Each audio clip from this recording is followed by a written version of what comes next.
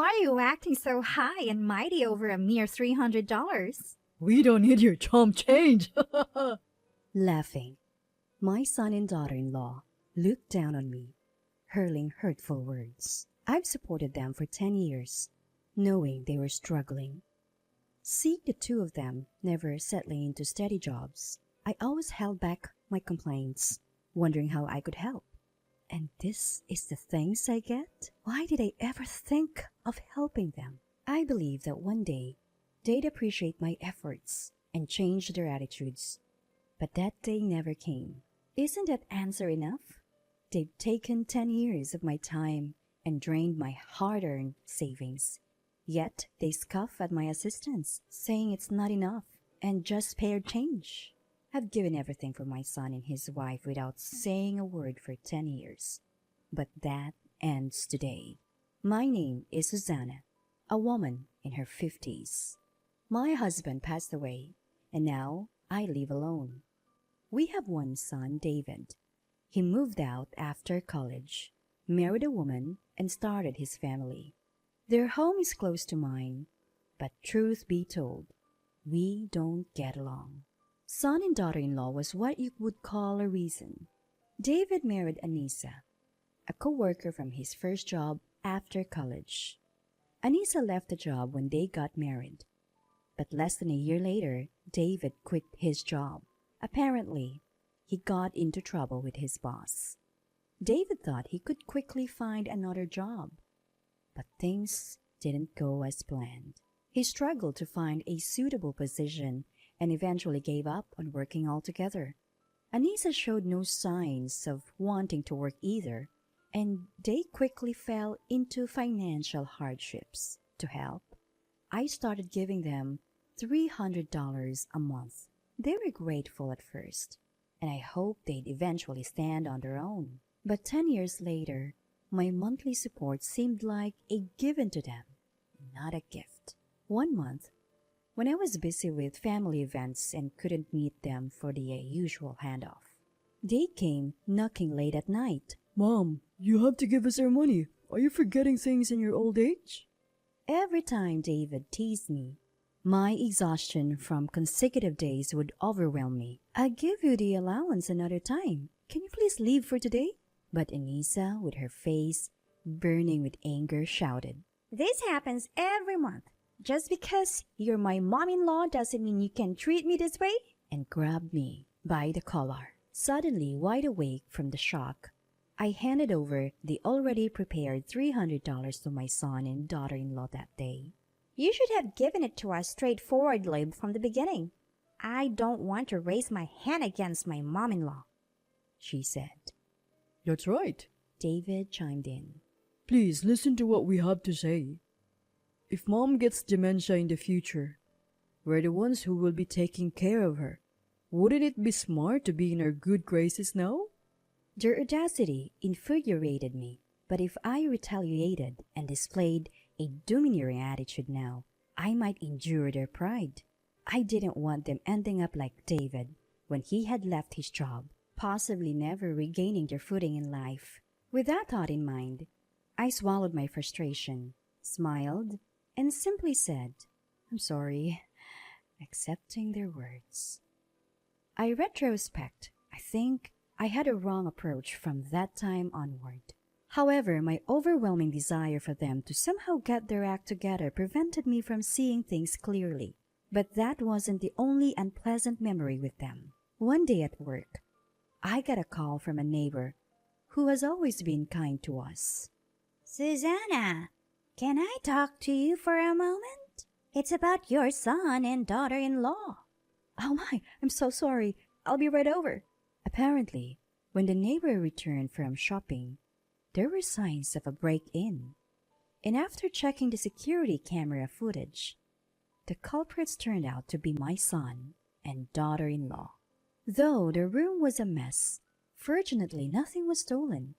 The neighbor, knowing our situation, chose to contact me first instead of the authorities. I left work early, got in touch with David and Anissa, and the three of us went to apologize. I am deeply sorry, I kept repeating, while David and Anissa showed no signs of remorse. Although our neighbor was visibly upset, after agreeing to cover the cost of the broken window, the matter was settled. But on our way home, David and Anissa made a shocking statement. Why are you old folks so narrow-minded? We just wanted to borrow a few things. David scoffed. I let out an incredulous "What?" But without even glancing at me, Anissa added, Exactly. What did we even do? We might have broken a window and ransacked the place, but we didn't steal anything. Isn't she overreacting? To which David nodded. Exactly. I couldn't fathom their justification and stayed silent the entire time. I regretted not standing up to them and expressing how I felt. Could say it was my weakness that I couldn't do that. The episodes of David and Anissa's unchecked behavior continued to stand out. Thankfully, apart from the incident with the neighbor, they didn't trouble anyone else. I continued giving them their allowance, and whenever they pleaded for something, if it was within my budget, I'd buy it for them. David wanted toys and gadgets to fit in with his friends. Anissa craved branded items so she wouldn't feel inferior to others. Their demands escalated over time, and they began to rely on me for just about everything. It wasn't just about money anymore. On my days off, they'd call me over to do their household chores, working me tirelessly. We all need money to survive. They had neither the means nor the will to earn their own, so I had no choice but to support them. No matter how exhausted I was, I worked hard. Even when I was drained from work, I managed to do the household chores they asked of me. As a result, my health deteriorated. Dark circles formed under my eyes, my skin broke out, and I constantly felt dizzy. Seeing me like this, my son and daughter-in-law joke. You look like a monster. Anissa pointed at me and said, You've given up on being a woman. I was too drained to even respond to their cruel words. I knew I was reaching my limit. But I believed that if I didn't keep going, both they and I would be ruined. So I pushed through, doing my best to keep moving forward. Deep down, I wished I could lean on someone else. Admit I didn't want to push myself anymore. Then one day, while doing chores at their house, a minor incident led to a big argument. I was worn out and had no patience left, so every little thing they did irritated me. Anissa snapped. All this fuss over just $300? David, taking her cue, said, I don't need such chump change. and handed back the $300 I had just given him. If you want to give us money, bring a better amount. They laughed, looking down on me. That was the last straw for me. I get it. I'll stop then. Without thinking about the future or their well-being, the words just spilled out. They tilted their heads in confusion. But when I started packing to leave, they burst into laughter. Mom, stop joking. Without us, you'd be all alone. You wouldn't survive without your precious son and daughter-in-law. Mom-in-law, when did you become such a joker? That joke wasn't funny. You had me worried for a second. Thinking I wasn't serious about stopping the financial support, they continued to mock me. Go ahead and try. But if you do, we'll cut ties with you. Let's see if you have the guts to live all alone. Come on. Our spineless mom-in-law can't do that, right? You want to take back what you said in no time. Seeing their cruel behavior, I finally woke up. Why was I sending them money, buying them things, and doing their chores? What was in it for me? I was just being taken advantage of. They treated me like a housemaid. And even at my breaking point, they acted this way. They might be my family by law, but I couldn't recognize them as such with their behavior. Sorry, but I'm serious. Don't regret your words later. Even after I said that, they just laughed, thinking it was a joke. Go ahead and try, but you'll regret it. I can already see it. David's words ignited a fire within me. I was determined to make them pay. I would make them realize how valuable I was to them and how wrong they were to treat me so poorly. As I packed my things to leave, all I could think was how I'd make them suffer. First, I cut off all the financial support I had been providing to my son and daughter-in-law. No more money, no more financial aid, and no more household help. For someone who had lived for their sake, this act of not considering them at all was a first for me.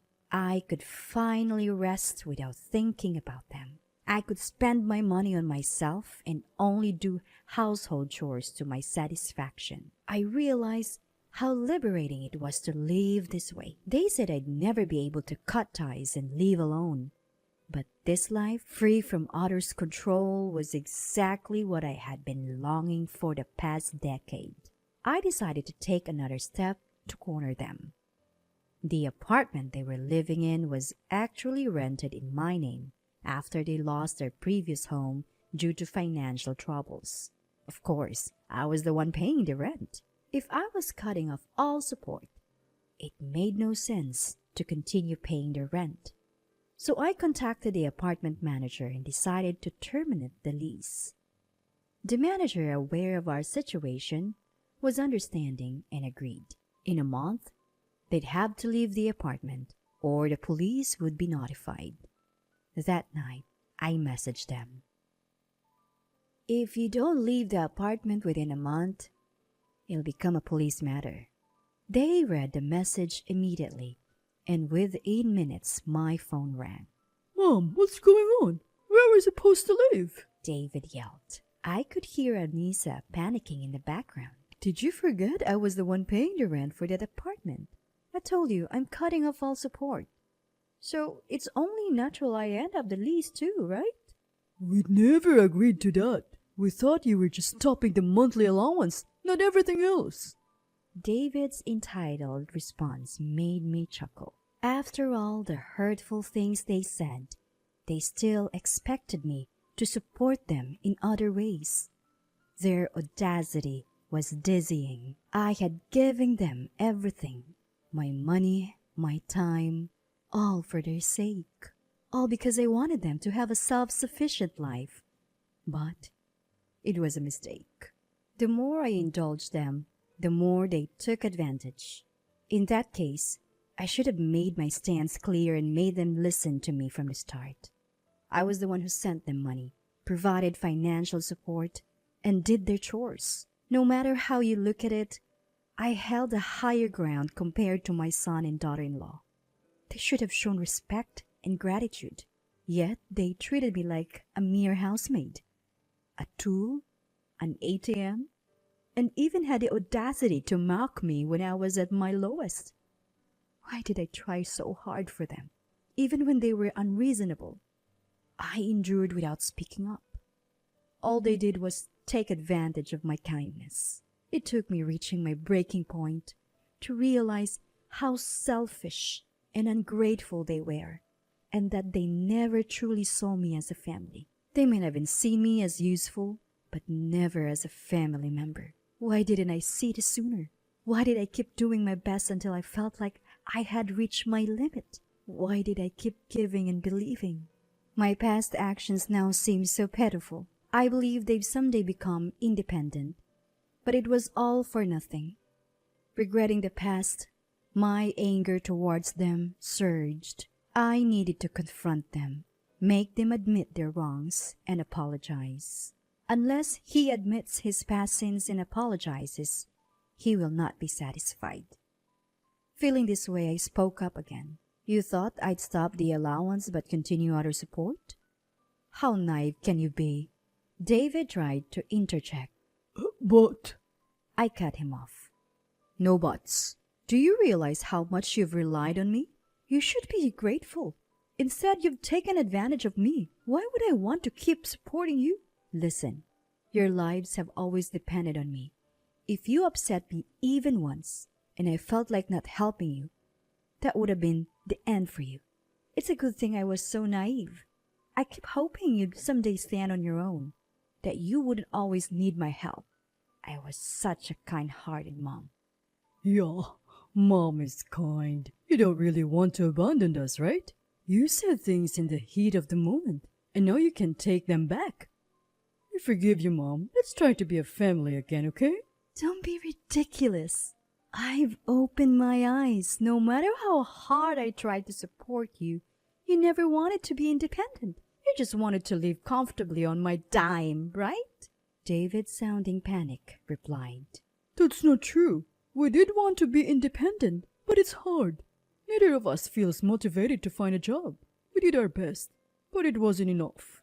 I almost laughed at his words. Did your best? I've watched you two for years. You never tried to find jobs or live frugally. You just enjoyed carefree life on my dime. Listen, Mom, we're truly grateful for everything you've done. We know we owe our lives to you. We need you. Start over. What? Why would I need you? One's an unemployed man who's been jobless for a decade, and the other's fake housewife who only thinks of herself. Why would I want you in my life? Do you know how much I've sacrificed for you? I've worked every day to provide for you, even doing chores on my days off. I'm not foolish enough to want that life anymore. Don't say that, Mom. We need you. Without someone like you to support us, No matter how much I tell him, David doesn't listen to my opinion and tries to push his own opinion. Before I could reply, I heard, Let me talk. and Anisa took the phone. Mom-in-law, I'm fed up with David's selfishness too. Men should work and support their families, but he just plays around. I regret marrying him every day. I'm a victim just like you. Please help me. Anisa was trying to save herself at David's expense. When I was stunned by his attitude, Anisa continued speaking. She continued, I'll do anything.